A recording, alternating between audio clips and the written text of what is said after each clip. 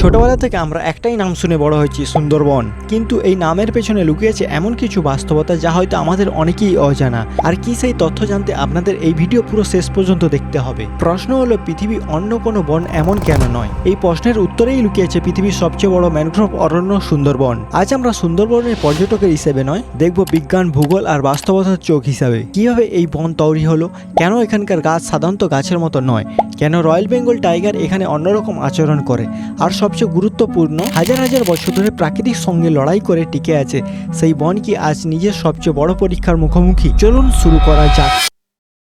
প্রায় ৭,০০০ বছর আগে নেমে আসা হিমালয় থেকে গঙ্গা, ব্রহ্মপুত্র, মেঘনা নদী কোটি কোটি টন পলি বয়ে এনে বঙ্গোপসাগরের উপকূলে জমা করতে শুরু করে। হাজার হাজার বছরে সেই পলি, জোয়ার ভাটা, নদীর স্রোতে মিলেই ধীরে ধীরে তৈরি হয় পৃথিবীর সবচেয়ে বড় ম্যানগ্রোভ অরণ্য সুন্দরবন। আর এই বন প্রায় ১০,০০০ কিলোমিটার এলাকা জুড়ে বিস্তৃত শত শত নদী, খাঁড়ি, দ্বীপ নিয়ে গঠিত এক জীবন্ত বাস্তুতন্ত্র।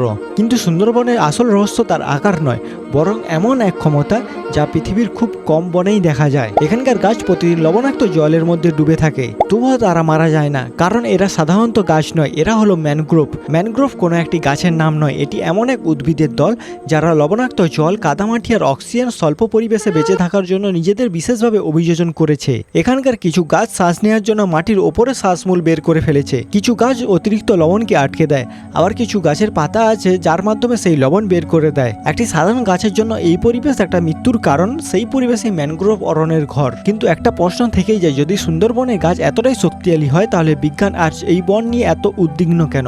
সেই উত্তর লুকিয়েছে সুন্দরবনের সবচেয়ে বড় বিখ্যাত বাসিন্দার গল্পে। এই সুন্দরবনের নাম শুনলে আমাদের মাথায় যে প্রথম প্রাণীটার ছবি আসে সেটা হলো রয়্যাল বেঙ্গল টাইগার। কিন্তু একটা বিষয় খুব কম মানুষই জানে না, এই সুন্দরবনের বাঘ আলাদা কোনো প্রজাতি নয়, এটিও এক ধরনের রয়্যাল বেঙ্গল টাইগার। তবে এই কঠিন পরিবেশে হাজার হাজার বছর টিকে থাকতে গিয়ে এর আচরণ কিছু অসাধারণ পরিবর্তন এসেছে। অন্য বাঘের মতো এখানকার বাঘ শুধু জঙ্গলে হাঁটে না, প্রয়োজন হলে কয়েক কিলোমিটার নদীও সাঁতরে পার হয়ে যেতে পারে, কারণ সুন্দরবনের জঙ্গল মানে শুধু গাছ নয়, নদী, খাঁড়ি আর বিচ্ছিন্ন দ্বীপের অংশ।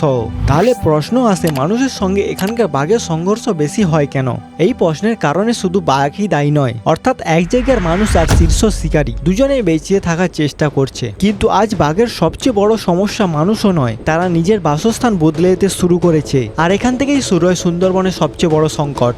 হাজার হাজার বছর ধরে সুন্দরবন ঝড় দেখছে, জলোচ্ছ্বাস দেখছে, নদীর গতিপথ বদলাতে দেখছে, তবুও এই বনটি টিকে ছিল।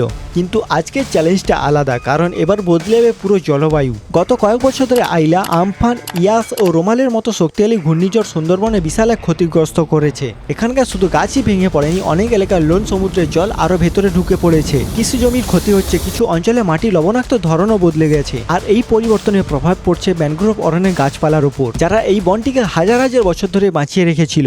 বিশেষ করে সুন্দরী গাছের স্বাস্থ্য নিয়ে বহু বছর ধরে বিজ্ঞানীরা গবেষণা পর্যন্ত করছেন। কিন্তু সবচেয়ে বড় প্রশ্নটা হলো, এই বনের ভিত্তি যদি ধীরে ধীরে দুর্বল হয়ে যায়, তাহলে বাঘ, হরিণ, কুমির কেউ কি আগের মতো টিকে থাকতে পারবে? কারণ সুন্দরবনে কোনো প্রাণী একা বাঁচে না, এখানে সবকিছু একে অপরের সঙ্গে জড়িত আছে। আর সেই কারণে সুন্দরবনের সংকট একটা বনের সংকট নয়, এটি একটি সম্পূর্ণ জীবন্ত বাস্তুতন্ত্রের সংকট। তাহলে কি সুন্দরবন বাঁচানো এখনো পর্যন্ত সম্ভব? উত্তর হলো হ্যাঁ, কিন্তু সময় এখনো খুব বেশি নেই। আজ সুন্দরবনের বন দপ্তর, গবেষক এবং সংরক্ষণ সংস্থাগুলো একসঙ্গে কাজ করছে। ম্যানগ্রোভকে পুনরুদ্ধার করা হচ্ছে, ক্যামেরা ট্র্যাপের মাধ্যমে বাঘ পর্যবেক্ষণ করা হচ্ছে, নিয়মিত বন ও বন্যপ্রাণীদের স্বাস্থ্য পর্যবেক্ষণ পর্যন্ত করা হচ্ছে। কিন্তু শুধু সরকারের উদ্যোগই যথেষ্ট নয়, কারণ সুন্দরবন একটি বন নয়, এটি একটি প্রাকৃতিক ঢাল যা ঘূর্ণিঝড়, জলোচ্ছ্বাসের শক্তি কমাতে উপকূল অঞ্চলের জন্য গুরুত্বপূর্ণ ভূমিকা পালন করে। এটি হাজার হাজার মানুষের জীবিকা, অসংখ্য প্রাণীর আবাসস্থল এবং পৃথিবীর অন্যতম মূল্যবান ম্যানগ্রোভ বাস্তুতন্ত্র। আর তাই সুন্দরবনকে রক্ষা করা মানে শুধু একটি বনের অস্তিত্ব রক্ষা করা নয়, এটি ভবিষ্যৎ প্রজন্মের জন্য পৃথিবীর সবচেয়ে বড় গুরুত্বপূর্ণ প্রাকৃতিক প্রতিরক্ষা ব্যবস্থাগুলোর একটি বাঁচিয়ে রাখা। হয়তো আজ থেকে ১০০ বছর পর মানুষ এই বনকে ঠিক আজকের মতো দেখতে পাবে, নাকি শুধু ইতিহাস বইতে পড়বে। আর হয়তো সুন্দরবনের ভবিষ্যৎ নির্ভর করছে আমরা আজ প্রাকৃতিকের ওপর কীভাবে আচরণ ও ব্যবহার করছি তার উপর ভিত্তি করে। এই ভিডিওটা আপনার কাছে যদি একটু ইনফরমেটিভ হয়ে থাকে, তাহলে আমাদের ভিডিওটিকে লাইক, শেয়ার, সাবস্ক্রাইব করে পাশে থাকুন। দেখা হচ্ছে পরের কোনো নতুন ভিডিওতে। আর যদি আপনার জানা কোনো টপিক থাকে, তাহলে আমাদের সাজেশন করতে পারেন, আমরা চেষ্টা করব সেটা নিয়ে ভিডিও বানানোর জন্য। ধন্যবাদ, সুস্থ থাকবেন, ভালো থাকবেন।